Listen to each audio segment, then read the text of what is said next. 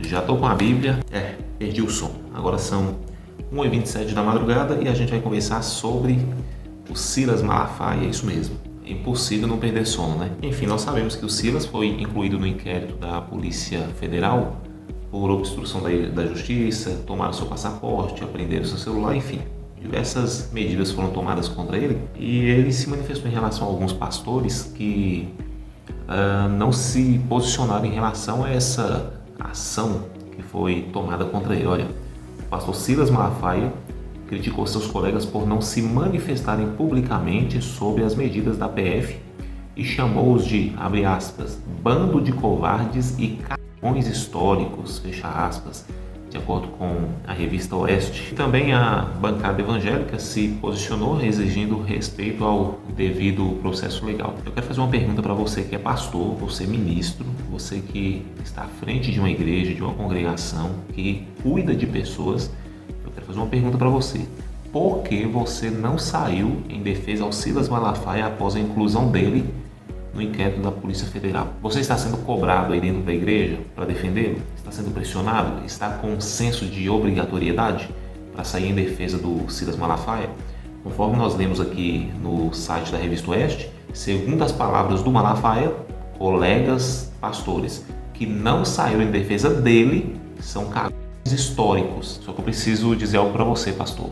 Você não precisa participar dessa colheita que o Malafaia plantou. Você não precisa se sentir obrigado ou ter qualquer sentimento de culpa em relação a isso. Agora gera uma outra questão. Por que você, ministro, tem que sair em defesa do Malafaia?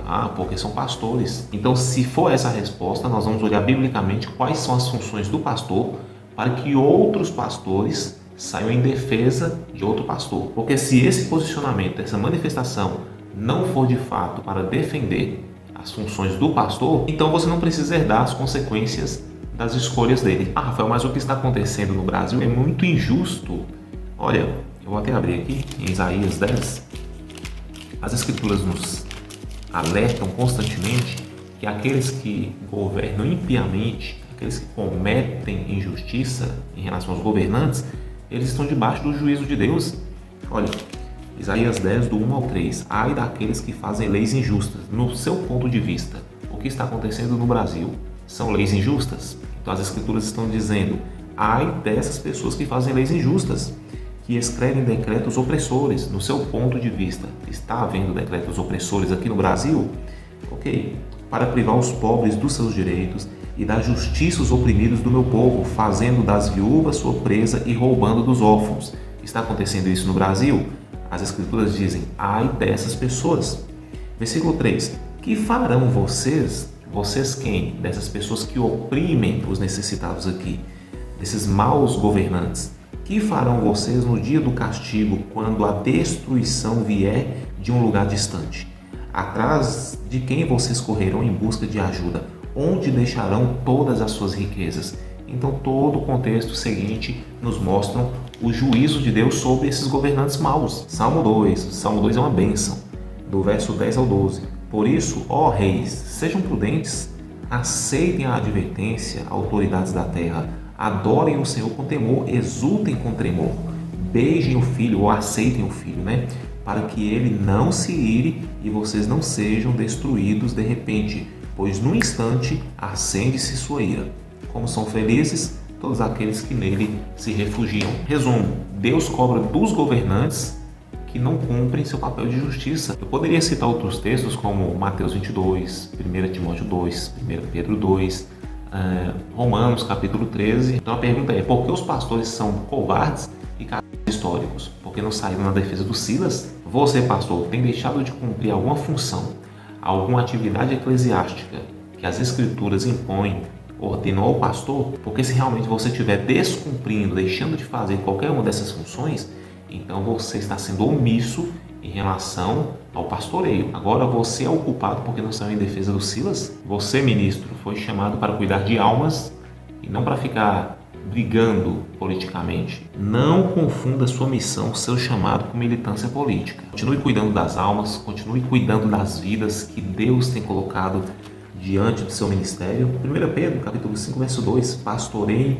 o rebanho de Deus que está aos seus cuidados. Hebreus 13:17 nos alerta, enquanto ovelhas desse rebanho, obedeçam aos seus líderes e submetam-se à autoridade deles. Eles cuidam de vocês como quem devem prestar contas. O que ele chama de omissão, para não usar a palavra que ele utilizou, covardia, na verdade é sabedoria bíblica. Se quis ir por esse caminho político, as consequências que vão vir são políticas também. Pastores, continuem fiéis ao chamado de vocês, continuem fiéis à vocação que Deus os chamou.